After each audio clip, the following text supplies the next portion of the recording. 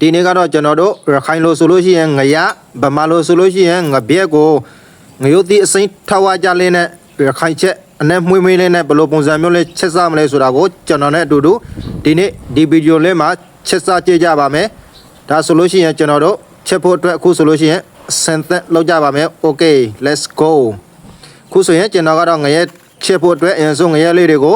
စားထည့်ပြီးတော့ဒီလိုပုံစံမျိုးလေးသေချာလေးကိုဆေးထားပါမယ်ပထမတစ်စက်ဆေးပြီးပြီဆိုတာနဲ့ကျွန်တော်နောက်ထပ်ဒုတိယတစ်စက်ဆေးဖို့အတွက်စားထည့်ပြီးတော့ကျွန်တော်ကတော့ခရင်ကြားလေးကိုပါစလုံးထဲမှာထည့်ပြီးတော့ဒီလိုပုံစံမျိုးလေးသေချာလေးကိုကျွန်တော်တို့နေထားပါမယ်ဒီပြီဆိုတာနဲ့ကျွန်တော်ကတော့ရေထက်ဆေးပါမယ်ကျွန်တော်တို့ဒီငပြက်တွေကစားလို့ကတော့တော်တော်လေးကောင်းပါတယ်ဒါပေမဲ့သူကညှင်ကြီးတွေကကြတော့ကျွန်တော်တို့သေချာဆင်အောင်ဆေးဖို့တော့လိုပါတယ်မဟုတ်လို့ရှိရင်တော့ညှင်နဲ့နန်တတ်ပါတယ်ကျွန်တော်တို့စီမှာကတော့စားလေးတွေထည့်ပြီးတော့စင်အင်တုံလေးမှာထည့်ပြီးတော့သေချာလေးကိုဆေးပါတယ်ဒီမှာကစင်အင်တုံလေးမရှိတာနဲ့ကျွန်တော်ကတော့ပလတ်စတစ်တုံမှာအပေါ်ကနေပြီးတော့စကားလေးခံပြီးတော့ဒီလိုပုံစံမျိုးလေးသေချာလေးဆင်အောင်ဆေးထားတာပါ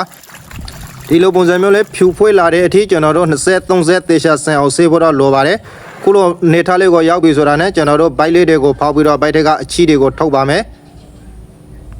ကျွန်တော်ကတော့အခုဆိုလို့ရှိရင်ဘိုက်ထက်ကအချီလေးတွေကိုအကုန်လုံးသေချာအောင်သင်းဆင်ထားပါတယ်ပြီးပြီဆိုတာနဲ့ကျွန်တော်တို့ပဒုံဖျားလေးတွေကိုပိုင်းပါမယ်အမင်းလေးတွေကိုထည့်ပြီးတော့ပိုင်းထားပါမယ်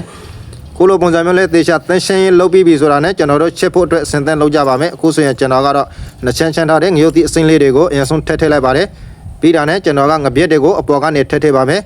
ကျွန်တော်ချက်တဲ့နေ့ကတော့ကျွန်တော်တို့ငရုတ်သီးတစ်ထက်ငပြက်တစ်ထက်အဲ့လိုပုံစံမျိုးချက်တာပါထည့်ပြီးတော့ကျွန်တော်ကငရုတ်သီးအစိမ်းတွေကိုထည့်ပြီးထည့်လိုက်ပါမယ်ပြီးတာနဲ့ငပြက်ကိုထည့်ပြီးတော့ထည့်ပါမယ်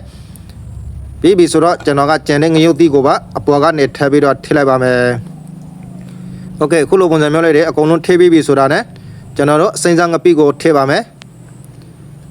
စိမ့်စားငပိထည့်ပြီးတော့ကျွန်တော်ကထည့်ပြီးတော့စနွဲမုံကိုထည့်ထားပါမယ်ငါချက်တဲ့နေရာမှာမပါမဖြစ်ပါစနွဲမုံကပြီးပြီဆိုတာနဲ့ကျွန်တော်တို့စားတစွန်းထည့်ပါမယ်ပြီးတာနဲ့ဟဲရှုံမုံတစွန်းထည့်လိုက်ပါမယ်အဲ့ဒါတွေထည့်ပြီးပြီဆိုတော့ပါလေးထားတဲ့ကြက်သွန်နေလေးတစ်လုံးကိုပါကျွန်တော်ထည့်ပြီးတော့ထည့်လိုက်ပါတယ်ပြီးတာနဲ့ကျွန်တော်တို့ချမ်ဖက်ကိုထည့်ပါမယ်ချမ်ဖက်ကတော့ကျွန်တော်တို့ကြိုက်တဲ့ချမ်ဖက်ကိုထည့်လို့ရပါတယ်ကျွန်တော်ကတော့ငရုတ်ကောင်းကြက်သွန်ဖြူထောင်းထားတာလေးကိုပါခုလိုပုံစံမျိုးလေးအပေါ်ကနေထည့်ပြီးတော့ရေလေးထည့်လိုက်ပါမယ်โอเคရေလေးတွေလေးထည့်ပြီးကျွန်တော်တို့အကုန်လုံးတစားပလာတွေလေးထည့်ပြီးပြီဆိုတော့မင်းလေးကိုဖွင့်ပြီးတော့ကျွန်တော်တို့အိုးဖုံးလေးကိုဖုံးထားလိုက်ပါမယ်အိုးဖုံးပြီးတော့9မိနစ်10မိနစ်လောက်နေတာနဲ့ကျွန်တော်တို့အိုးကိုဖွင့်ကြည့်လိုက်ပါမယ်ငါးလေးတွေကလည်းကြက်တဲ့အနေထားကိုရောက်လာပြီအိုးကလည်းတော်တော်လေးစူနေတဲ့အနေထားကိုရောက်ပြီဆိုတာနဲ့ကျွန်တော်ကတော့အသားလေးဇွမ်းလေးနဲ့နည်းနည်းလောက်ထိုးပေးလိုက်ပါမယ်ဘာလို့ဆိုဒီငါးတွေကသိပ်ပြီးတော့ပြန်ပေးလို့မရပါဘူးဘာလို့ဆိုသူကတော်တော်လေးကိုနှုံညံ့တဲ့အတွက်ကြောင့်စားတဲ့ခါလေးအီလေးနဲ့တော်တော်လေးကိုစားလို့ကောင်းပါတယ်ကျွန်တော်ကတော့ငရုတ်သီးထဝါကြနဲ့ခွဲထားပြီဆိုပေမဲ့ဒီနေရာမှာငရုတ်သီးကတော့ကျွန်တော်ကအစက်ထဝါအချိုသီးထဝက်ကိုသုံးထားပါတယ်ဒီကငရုတ်သီးတွေကတော်တော်လေးပူတဲ့ခါကြတော့ဒီတာနဲ့ကျွန်တော်တို့အပွားငံလေးကိုထပ်ပြီးမြေးထားပါမယ်ကျွန်တော်ငါအိုးကတော့အနေတော်လေးဖြစ်နေပါပြီဒီလိုအနေတော်လေးဖြစ်ပြီဆိုတာနဲ့ကျွန်တော်တို့အပွားကနေပင်စင်းလေးကိုထပ်ပြီးတော့အုပ်လိုက်ပြီဆိုတာနဲ့လွန်တရားမှစားလို့ကောင်းတယ်